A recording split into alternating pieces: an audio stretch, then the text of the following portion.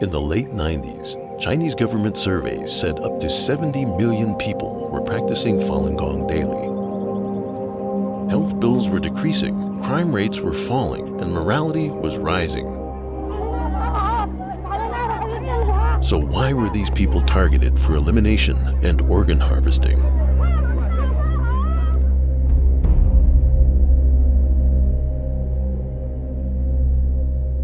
Mona Ye was one of the millions meditating in parks every day. There was a park across the street from my house. Because the first exercise site couldn't hold so many people anymore, it divided into the second, the third, the fourth. So at every street corner and in every park, you could see people practicing Falun Gong. There was from different kind in society. There was many policemen and military.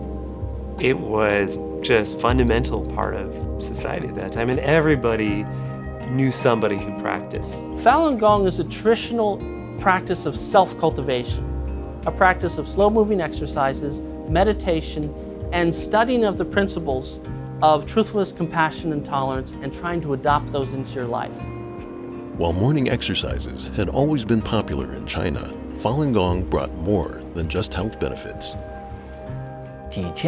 For thousands of years, the Chinese people have believed in Buddhas and Taos and becoming an immortal. Falun Gong really dared to talk about these things.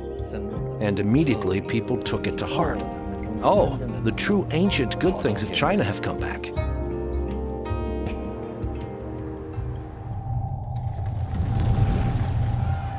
However, after 50 years of political campaigns to destroy traditional beliefs, any revival of spirituality was seen as a threat to communist rule. Since I was 11, I experienced all of the Chinese Communist Party's campaigns. Group after group of good people were targeted. There was no faith, no truth. Falun Gong stood in stark contrast with communist ideology. So it would be very hard for it to be tolerated by the CCP. With more practitioners than members in the Communist Party, the party chief, Jiang Zemin, saw it as a threat to his power and overruled the government support of Falun Gong. Jiang Zemin issued order, set up special office called 610 Office, in charge of nationwide campaign of persecution. Known as China's Gestapo, the 610 agency was above the law and could use any and all means necessary to achieve its sole mission, to eliminate Falun Gong. The nationwide campaign began July 1999. People were disappearing. I couldn't find my friends. One day there were 30 of us in the park, and the next day they're gone, and in the middle of the park, tacked on the tree was a government declaration that this has been outlawed. First time I heard about the persecution, I didn't believe it at the first. And when I heard my mom was into labor camp, I was very worried. And later on, my sister was put in the labor camp. My younger brother was put into jail. Basically, my family is just torn apart. When this family is torn apart, actually, I feel inside torn apart. Like many practitioners, Pan Qi went to Beijing to appeal. She was arrested and imprisoned in the infamous Masanja labor camp. I often hear the sounds of electric batons, and frequently in the middle of the night, I hear heart-wrenching screams from practitioners. The goal was to make practitioners sign a statement to guarantee they would stop practicing, that they would renounce their faith.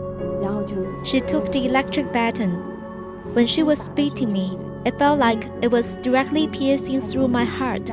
It was like my entire body started convulsing, like it was going to fall apart. I personally have a friend whose mother was submerged in a cage. They put her in a little cage, they put him into sewer water in complete darkness for days.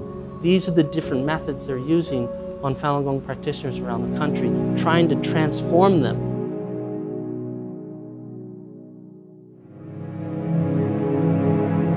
Hu Zhiming was teaching practitioners how to break through internet censorship in Shanghai when he was arrested.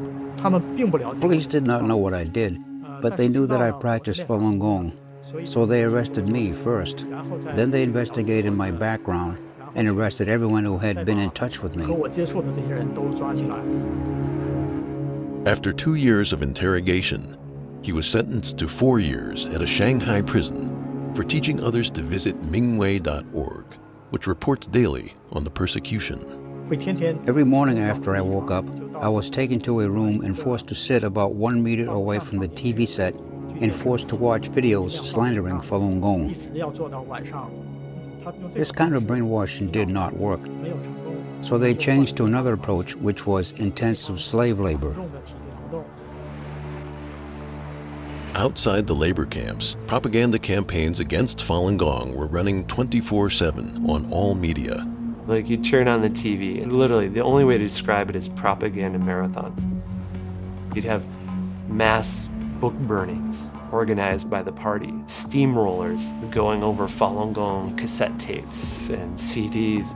Essentially, it's a process of demonizing and dehumanizing, incessant propaganda. In January 2001, Chinese Central Television broadcast this news that people were setting themselves on fire in Tiananmen Square, and they claimed that these were Falun Gong practitioners. This propaganda story used a mother and her 12-year-old daughter. It was a major turning point in the CCP's campaign.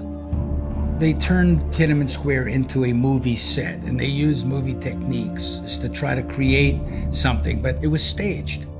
Because state-run media broadcast it constantly for a year, people around China, their views on Falun Gong started to change. Initially, the Communist Party was very public about its campaign against Falun Gong. But what happened after about, I would say starting from 2002, is that you started to see really almost more of a media blackout. Falun Gong simply became a taboo topic.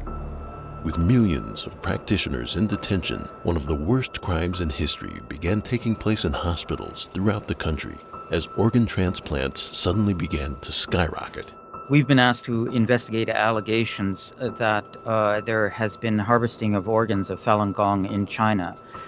Our bottom line conclusion, after considering everything as best we could, was that the allegations are true.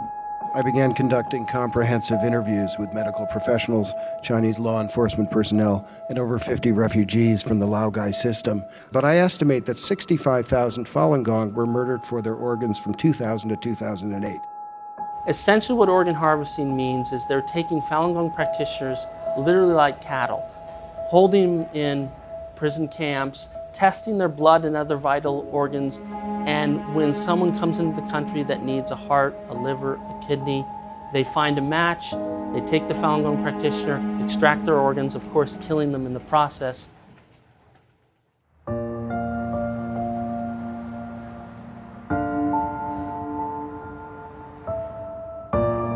It is literally life and death for many of the upper echelon of the party members that run China to not let the Falun Gong story be told.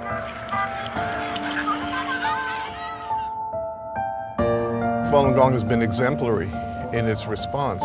It has never dealt with violence in a violent way.